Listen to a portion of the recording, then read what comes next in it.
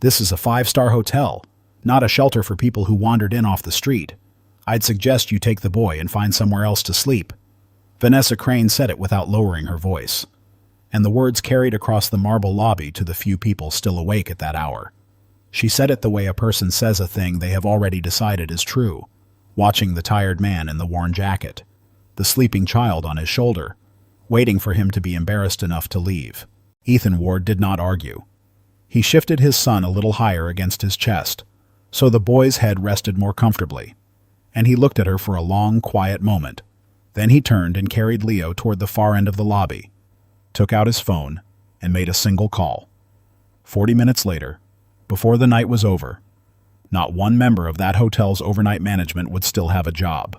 Ethan Ward had learned a long time ago that the surest way to see how a place really worked was to walk into it looking like no one worth impressing. He was 41 years old, and he had stopped dressing to be believed. That night he wore a canvas jacket gone soft at the elbows, jeans, and boots that had carried him through 2 airports and a 3-hour drive. He had not shaved. He had the particular gray tiredness of a man who had been traveling since before dawn and was running on the last of himself. He looked like a father at the end of a long day, arriving somewhere he couldn't quite afford. And in the parts that mattered, that was exactly the impression he had come to leave.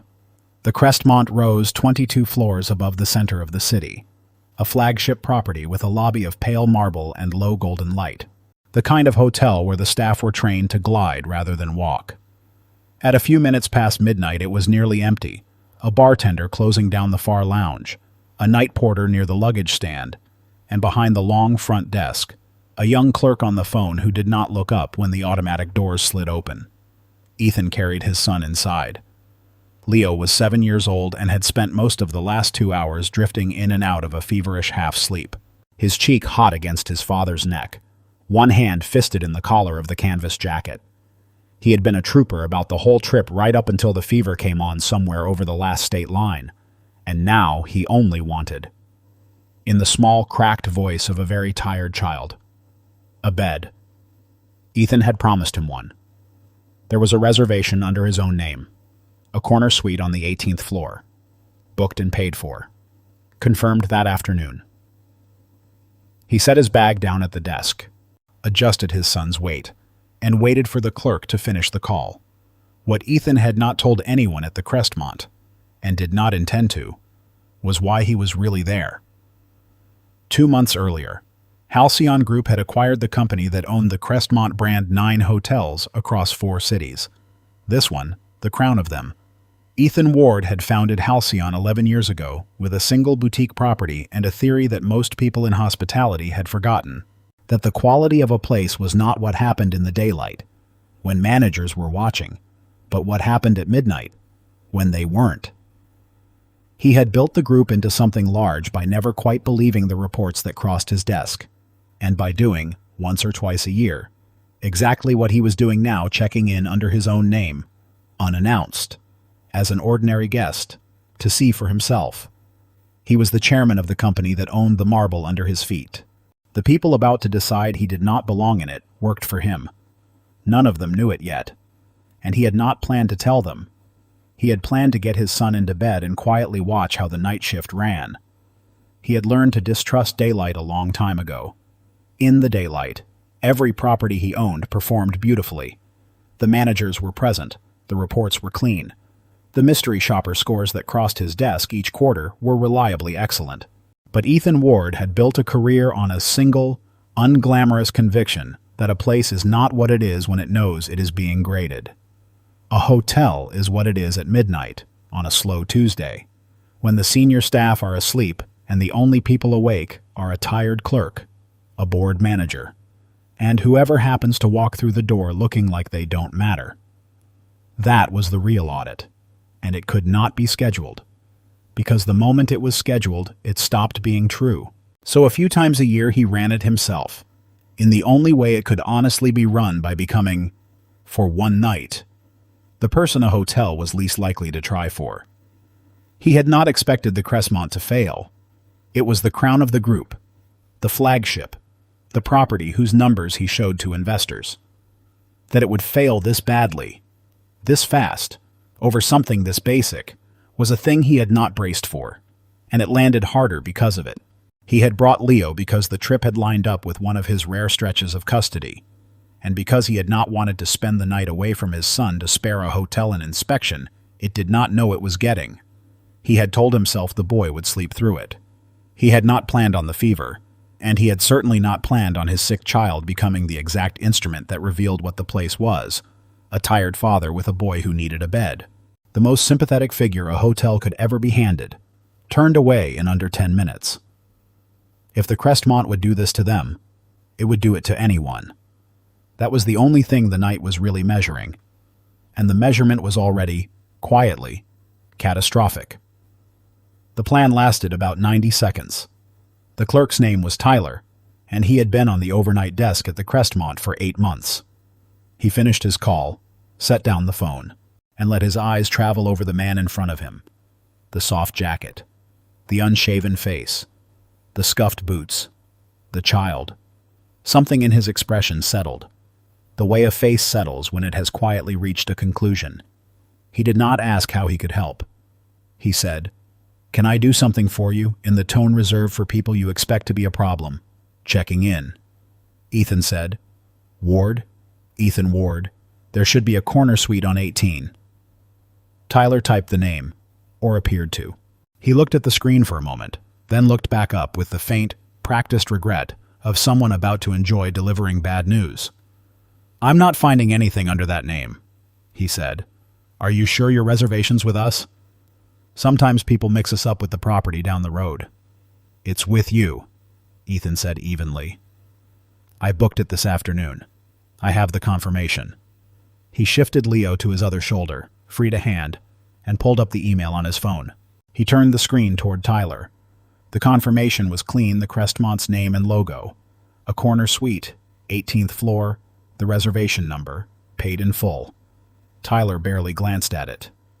"Our system's the source of truth, sir, not an email," he said. "If it's not in the system, there's not much I can do at this hour. We may be fully committed tonight." He was not, in fact, fully committed. There were 11 rooms open. But the man in front of him did not look like the kind of guest the Crestmont went out of its way for. And it was late. And it was easier. This is the small, unremarkable way these things begin. Not with cruelty. With a judgment made in the first 5 seconds, and a clerk who decides that checking properly is more trouble than the person in front of him is worth. Behind Ethan, the automatic doors slid open again, and the temperature of the room changed. Roland Ashcroft came through them the way weather comes through a valley. He was in his late 50s, in a dark overcoat that had been cut for him and him alone, and he moved with the loose, absolute ease of a man who had not carried his own bag in 20 years. He was a real estate developer whose name was on 3 towers in that city, and he stayed at the Crestmont often enough that the overnight staff knew his drink and his preferences, and the exact register of deference he expected. A porter reached for his single leather bag before he had finished crossing the threshold. Behind the desk, Tyler straightened. A door to the back office opened, and a woman came out. Vanessa Crane, the night manager, mid-40s, in a sharp charcoal suit that she wore like a uniform of authority. She had run the Crestmont's overnight operation for 3 years, and she ran it, in her own estimation, flawlessly. She had a way of reading a lobby that had nothing to do with reservations and everything to do with appearances, and she had already read this one. Her eyes passed over Ethan and his sleeping child and registered them as a situation to be resolved, and then they moved to Roland Ashcroft and warmed by several degrees. "Mr. Ashcroft," she said, coming around the desk. "We weren't expecting you tonight. It's always a pleasure." "Vanessa." Ashcroft let the porter take his coat. He glanced at the man standing at the desk with a child on his shoulder, and something in his mouth curled. "I see you're running a very inclusive establishment these days." Vanessa smiled as though he had said something clever. "We do our best," she said. Ethan let it pass. He was watching, in the way he had trained himself to watch, noting who moved toward money and who moved toward need. Noting the porter by the luggage stand, a young man who had taken half a step toward Ethan and Leo before Vanessa's arrival had frozen him in place. He filed all of it away. He said to Tyler, still calm, "The reservation's under Ward. Corner suite. 18. It's paid. If it's not showing up, the problem is on your end. And I'd like you to look again properly this time. My son isn't well and it's late." Tyler didn't move to the keyboard. He looked, instead, at Vanessa. The way a junior person looks at a senior one when he wants the decision taken off his hands. Vanessa stepped up to the desk. "I'm the night manager," she said. "Is there a problem?" "There's a reservation your clerk can't find," Ethan said. "And I don't think he's looked." "Ward, it's in your system." He turned the phone toward her, the confirmation still on the screen. She did not look at the phone either. She looked at the jacket, and the boots, and the child, and she made the same calculation Tyler had made, only faster and with more authority behind it. "Sir," she said, "even if there was a booking, we've had some issues tonight, and I'm not sure we have anything appropriate available. It might genuinely be easier for you to try another property. There's a perfectly nice place 2 blocks down that would suit." She paused, and let the pause do the work. "That would suit you better." Roland Ashcroft laughed. It was not a loud laugh. It was worse than loud. It was easy, unbothered. The laugh of a man watching something mildly amusing happen to someone beneath him. "Some people," he said, to no one in particular, examining his watch, "really cannot tell the difference between a hotel and a place to get out of the rain." Ethan let the laugh pass, too, though something in him went very still at the sound of it. He had been doing this long enough to know that there was a specific kind of person who revealed themselves not in how they treated the powerful, but in how comfortable they were being cruel to the powerless in public, how little it cost them, how easy it was, how much they enjoyed the small audience. Roland Ashcroft was that kind of person. And so, it was becoming clear, was the woman behind the desk, and the clerk beside her. Ethan had a phone in his pocket that could end this in 90 seconds. He was aware of it the way you are aware of a door you have chosen not to walk through yet. He did not reach for it. He wanted, in a cold and deliberate way that he was not proud of but did not fight, to see how far they would take it if no one stopped them. He wanted to know exactly what his hotel was, at midnight, to a man who could do nothing for it. He was about to find out. Leo stirred against his father's shoulder. "Dad," he said, thick with sleep and fever. "Is there a bed yet?" "Soon, buddy," Ethan said quietly. "Soon." He did not raise his voice. He turned back to Vanessa, and when he spoke, it was flat and precise, the voice of a man who knows he is right and has no interest in performing it. "I'm not going to another hotel. I booked this one. I paid this one. My reservation is in your system, and if you open it and look, you'll find it under Ward, made at 2:40 this afternoon, for a corner suite on 18. It will take you 30 seconds. I've asked 3 times. Vanessa's expression cooled another degree. She was not accustomed to being spoken to like that by a man in a canvas jacket, and the fact that he was right, she had not looked, and some part of her already suspected what she would find if she did, only made her more determined not to look. It is a particular kind of pride, the kind that would rather be wrong loudly than right quietly. "Let me be clear," she said. "I make the decisions on this shift, and I've decided we can't accommodate you tonight. Now." She gestured, almost gently, toward the doors. "I'd like you to move along before this becomes a scene." Near the luggage stand, the young porter had gone very still. His name was Sam, and he was 23, and he had worked at the Crestmont for a little over a year.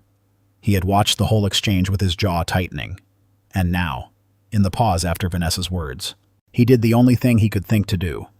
He crossed to the small refreshment table by the concierge desk, took a bottle of water and a wrapped biscuit, and brought them over. He crouched slightly so he was level with the boy on Ethan's shoulder. "Hey," he said softly. "You thirsty, little man? Got some water here." Leo took the bottle with both small hands. Ethan looked at the young porter, really looked at him.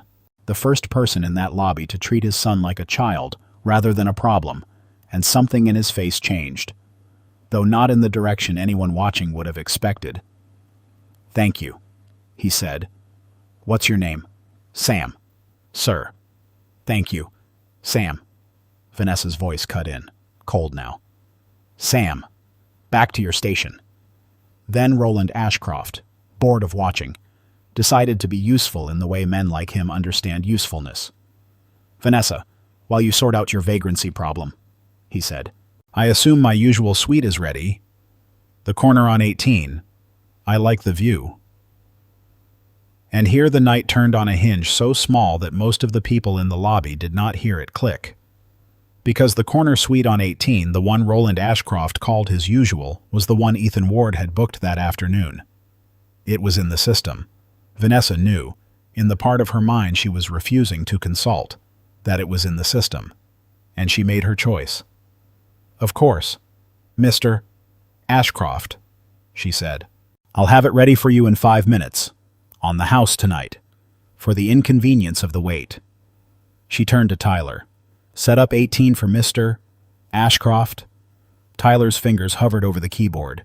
Even he hesitated. But he typed.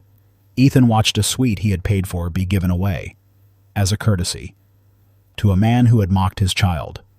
He did not move. When he spoke, his voice had not risen at all, and somehow that made it land harder in the quiet room. "You just assigned my room to him," he said. "You didn't look at the reservation, because you already knew what you'd find, and it was easier to give a paying guest's room to a man you'd rather please. I want you to understand that I saw you do that. Everyone here saw you do that." "Are you threatening me?" Vanessa said. "No," Ethan said. "I'm telling you what happened. There's a difference, and you're about to learn it." "That's enough." Vanessa reached for the phone on the desk. "I'm calling security to escort you out. You've upset a guest. You're disrupting the lobby. And you won't leave when asked. I've been more than patient." She lifted the receiver. "You have 30 seconds to walk out that door on your own, or I'll have you removed. With the child." That was the moment the situation could still have been saved. It would have taken 30 seconds and a keyboard. Nobody reached for the keyboard. Ethan looked at her for a long, unhurried breath. Then he adjusted Leo against his shoulder, picked up his bag, and turned. He did not shout. He did not appeal to the bartender or the porter or the empty lobby. He carried his son toward the far end of the room, near the tall windows that looked out over the sleeping city. And he set the bag down. And he took out his phone. Vanessa watched him go with the small, satisfied expression of a person who believes she has just handled something. She could not have known that she had, in fact, just ended her career, and 2 others, and set in motion a night that the Crestmont's regional office would still be discussing a year later.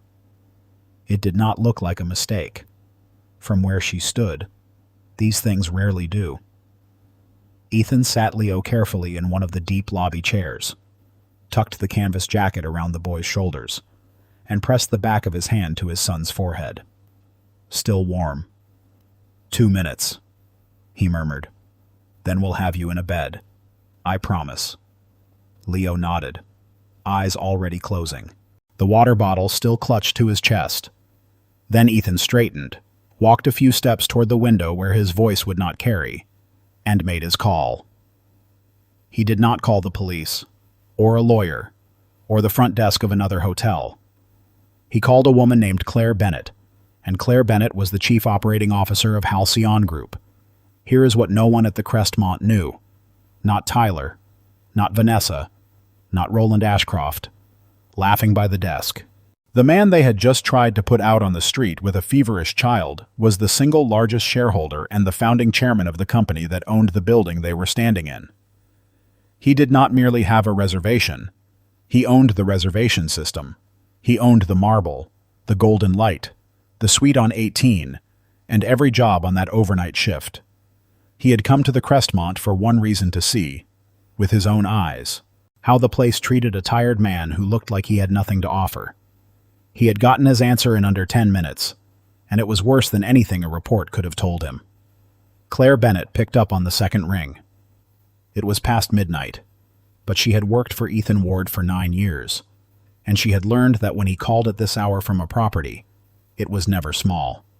He gave her a plain account. He did not editorialize. He told her which hotel, the names on the badges as he had read them, the reservation they had refused to find, the suite they had reassigned to another guest as a courtesy, and the fact that he was currently standing in the lobby of his own flagship with a 6-7-year-old, having been given 30 seconds to leave before security removed them both.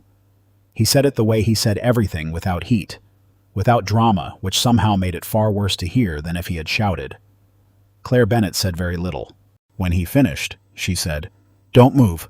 Don't say anything to them yet. Give me 10 minutes." What happened in the next 10 minutes was not visible from the lobby floor, but it moved very fast. Claire's first call went to the Crestmont's regional director, a man named Marcus Dwyer, who was asleep in a house 40 minutes from the hotel and who was fully awake by the end of the first sentence. Her second call went to the group's overnight operations line, which had access to every property's reservation system in real time. It took the operator 11 seconds to find it ward. Ethan, corner suite, floor 18, booked 2:40 p.m., paid in full. Status active. It had been in the system the entire time. It had never not been in the system. And at 12:14 a.m., a log entry showed that suite reassigned to one Roland Ashcroft, at no charge, by a manager override under the credentials of Vanessa Crane. There was no confusion to untangle. No duplicate booking, no glitch, no misunderstanding.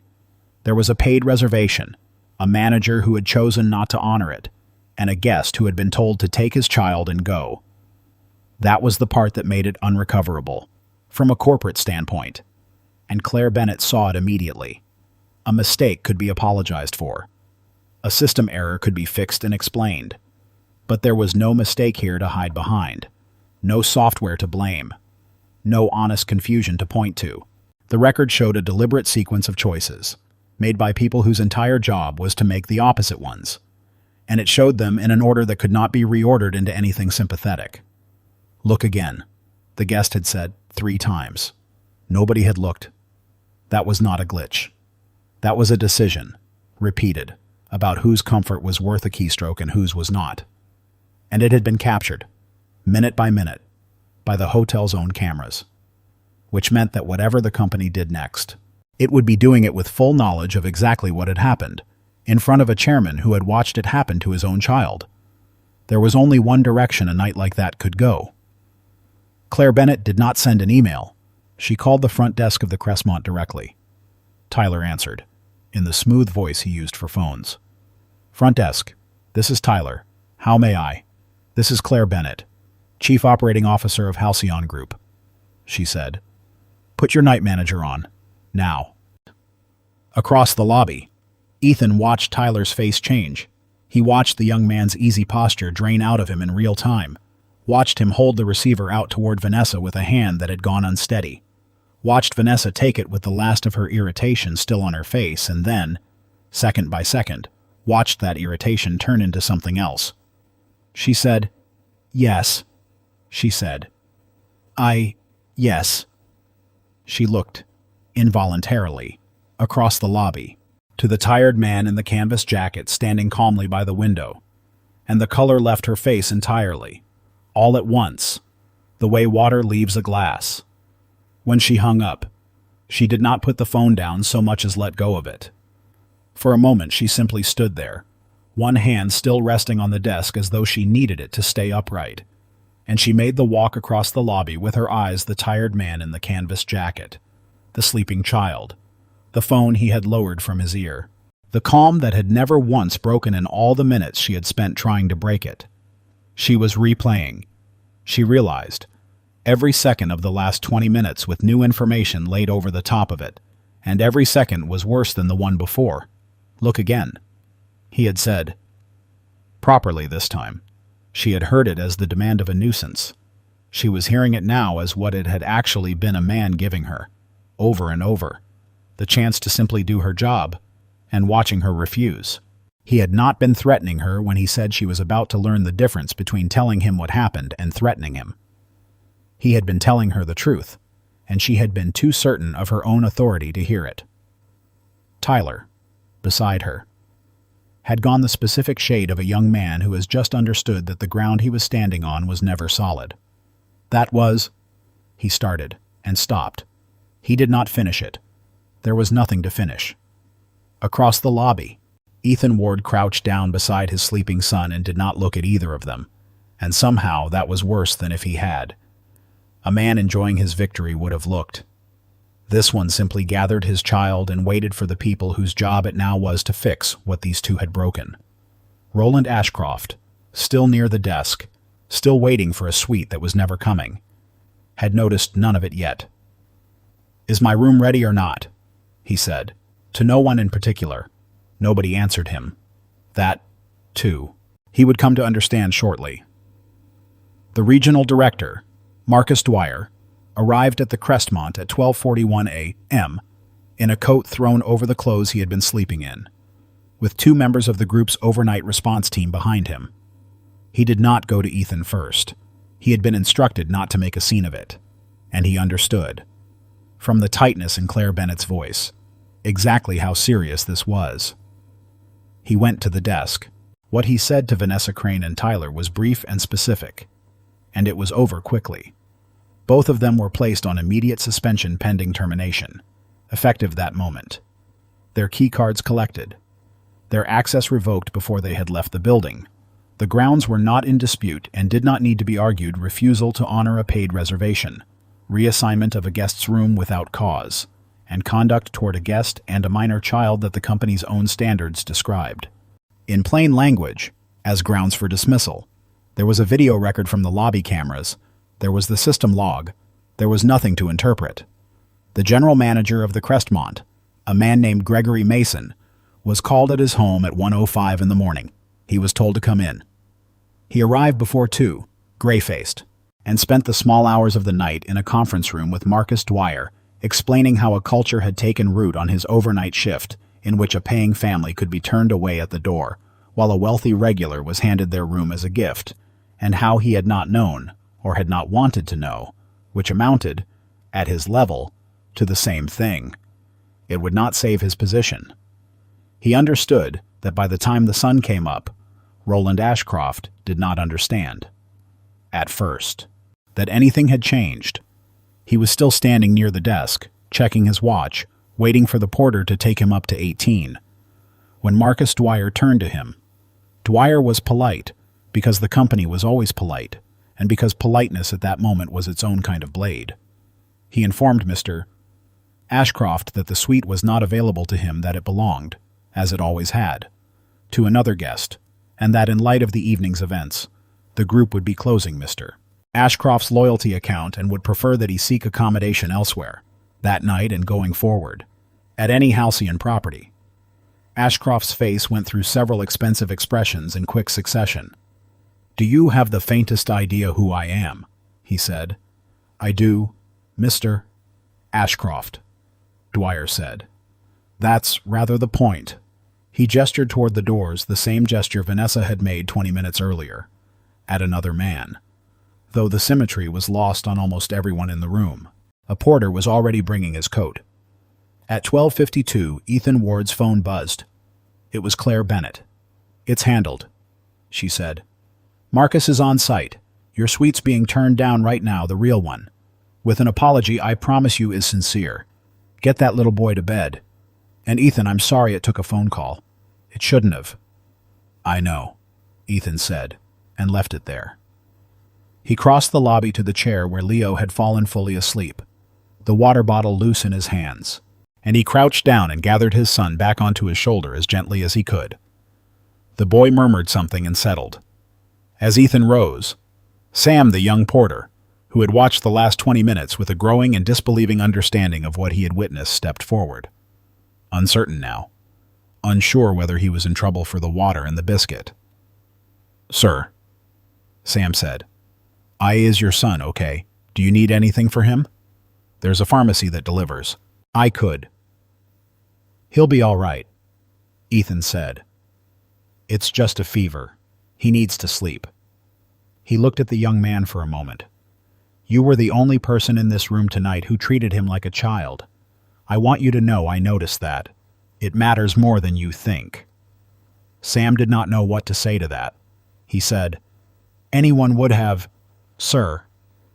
"No," Ethan said quietly. "They wouldn't. That's the whole problem." And he carried his son toward the elevators. The corner suite on the 18th floor was, as it had always been, waiting for him. The bed was turned down. The lights were low. Ethan laid Leo in the center of it, worked the small boots off his feet, pulled the duvet up to his chin, and sat on the edge of the mattress for a while in the dark with his hand resting on his son's back, feeling the fever-fast rise and fall of his breathing slow, over long minutes, into the deep, even rhythm of real sleep. He did not feel triumphant. That was the part people who had never been through it always got wrong, the idea that being proven right and watching the people who wronged you pay for it felt like winning. What it actually felt like was tired, and something worse than tired. He had come to the Crestmont to check a property. Instead, he had watched a place he owned decide, in under 10 minutes, that a man and his sick child were beneath its notice, and he had watched them mean it. Being right had cost him nothing tonight, and everyone else their jobs, and none of it changed the fact that if he had actually been what he appeared to be, an ordinary tired father with no phone number that could take a hotel apart, he and his son would be standing on a sidewalk at 1 a.m, in the cold, with nowhere to go. That was the thought he could not put down. Not what they had done to him, what they would have done, without a second thought, to someone who could not fight back. He sat with it for a long time, in the low light, listening to his son breathe. Vanessa Crane did not go home when they took her keycard. She sat in her car in the Crestmont's underground garage for the better part of an hour, engine off, hands in her lap, trying to build a version of the night in which she had done the reasonable thing. It was a version she had constructed 100 times before, for 100 smaller decisions. And it had always held. A night manager had to make judgment calls, a busy shift, a difficult guest, a regular to keep happy. These were the ordinary pressures of the job, and she had handled them the way any experienced manager would. That was the story she reached for. The story would not hold this time, and she knew exactly why. It was not that the man had turned out to own the company. That was luck, or the absence of it, and luck was not a moral category. What she could not get around, sitting in the cold car, was the memory of the 30 seconds before any of that, before the phone call, before the regional director, before she knew who he was. In those 30 seconds she had looked at a tired man with a sick child, a man holding valid documentation she had refused to read, and she had decided he could be sent out into the night because there would be no cost to her for sending him. That was the part that had nothing to do with the chairman. She had not been careless. She had been certain and cruel. And she had been those things precisely because she had believed he was powerless. The lesson the industry would take from tonight: be careful. He might be someone was the wrong lesson. And she understood that better than anyone, because she was the one who had needed him to be someone before she would treat him like anyone at all. She had spent 3 years priding herself on how flawlessly she ran the overnight shift.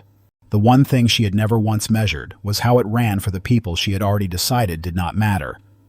That was the whole of her job, and she had failed the whole of it, and it had taken one phone call to make it visible. Tyler did not sit in a car. He walked. He left the Crestmont and walked 11 blocks in the wrong direction before he registered that he had no idea where he was going. He was 8 months into his first real job in hospitality, and he had spent those 8 months learning to read a lobby the way the senior people read it, quickly, confidently, sorting guests into those worth effort and those not. He had thought he was learning the trade. He understood now, walking, that he had been learning a habit, and that the habit had a cost, and that tonight the cost had simply arrived all at once, instead of quietly, invisibly, spread across every guest he had ever waved off. He kept coming back to the smallest thing, the boy asking, in that thick, sleepy voice, whether there was a bed yet. He had heard it. He had been standing right there. And he had heard a child ask for a bed. And he had done nothing, because the child's father was wearing the wrong jacket. No phone call had made that true. The phone call had only made it impossible to keep not seeing. By morning, the story had already begun to move, though not in the way the airplane video had, months before, in another city, to another quiet man. There was no clip this time, only a lobby camera in the company's own hands, and a regional office that had every reason to keep the details internal. But hotels are small worlds, and staff talk, and by the end of the week, the essential shape of it had traveled through the industry. A night manager and a clerk at the Crestmont walked out mid-shift for turning away a guest who had turned out to own the building. It became, for a while, a story people told each other as a caution, which was not the worst thing it could have become. Be careful how you treat the tired man in the cheap jacket. You never know. Ethan hated that version of the lesson. When it got back to him, it was the wrong lesson, and it was exactly the lesson he had spent a career trying to correct. The point was not that you should be kind to the shabby stranger because he might secretly be powerful. The point was that it should not require the threat of power to be treated like a human being at all. If the only thing standing between a family and the sidewalk was whether the man happened to have a chairman's phone in his pocket, then the whole thing was broken, and no number of fired clerks would fix it. So he did the thing he actually knew how to do, which was to change how the machine ran. Vanessa Crane and Tyler were not reinstated. The grounds were too clear, and Ethan did not intervene on their behalf, because some choices earn their consequences. But he did not stop there, and stopping there would have been the easy thing. In the weeks that followed, Halcyon Group rewrote the overnight standards across all 9 properties. Every reservation was to be honored on the record alone, not on the appearance of the guest, not on the preference of a manager, not on the tenure of a regular. No room that had been booked and paid for could be reassigned without a documented reason and a second sign-off, logged and reviewed. And a line went into the training materials, in plain language, at Ethan's specific insistence that the measure of the company was not how it treated the guests it wanted, but how it treated the ones it had already decided it didn't. Gregory Mason, the general manager, was let go before the month was out, not for the night itself, which he had slept through, but for the culture that had made the night possible, which he had not. In the review that followed, Mason argued, at first, that he could not be held responsible for the actions of 2 overnight employees making bad decisions while he was at home asleep. It was a reasonable-sounding defense, and it was also, Ethan told him directly in the one meeting they had, exactly the problem. A general manager who believed the character of his hotel switched off when he went home did not understand what a general manager was. The tone of the overnight shift, who got waved through and who got turned away, whose comfort was worth a keystroke and whose was not, did not appear out of nowhere at midnight. It was learned. It was permitted. It was the accumulated residue of 1,000 small signals about what the hotel valued and what it did not. And those signals came from the top, whether the top was awake to send them or not. Mason had run a property that scored beautifully in daylight and turned a feverish child out into the dark when it thought no one was watching. Both of those things were his. He had wanted the credit for the first without the accountability for the second, and that, Ethan said, was not a thing the job allowed. Mason left without a further argument. Somewhere in the meeting, Ethan suspected. He had understood that the argument was not one he could win, because it was not, at bottom, one he actually believed. Roland Ashcroft found that his account really had been closed, at all 9 hotels, and that the closure held even after his lawyer's letter arrived. He was, for perhaps the first time in a very long time, told no by people who had previously only ever told him yes, and there was no version of his name loud enough to reverse it. And Sam, the young porter who had crossed a lobby with a bottle of water for a feverish child while everyone senior to him looked away, received, 2 weeks later, a message that he read 3 times before he believed it. He was offered a place in the group's management development program, a fast track that people usually spent years fighting to reach, with a note attached that was only 1 line long. It said, "You already know the most important part of this job. Everything else can be taught." It was signed by the chairman. Ethan Ward flew home 2 days after that night, with a son who had shaken the fever and spent the return trip narrating, at length and with total authority, the plot of a cartoon his father did not understand. He did not tell Leo any of what had happened in the lobby. Leo would remember, if he remembered anything, only that they had waited a while, and that a nice man named Sam had given him water, and that the room had a very big window, and that his dad had sat with him until he fell asleep. That was the version Ethan wanted him to keep. Not the mockery, not the manager, not the phone call, just the water, and the window, and the hand on his back in the dark. Because Ethan Ward had learned, over a long life of walking into rooms looking like no one at all, a thing that he could not make anyone believe until they had lived it, that the way a person treats someone they are certain can do nothing for them, no favor, no tip, no consequence, is not a small part of who they are. It is the whole of it. It is the only honest measurement there is, taken when they think no one important is watching. The Crestmont had been certain, that night, that no one important was watching. It had been wrong, but that, in the end, was never really the point.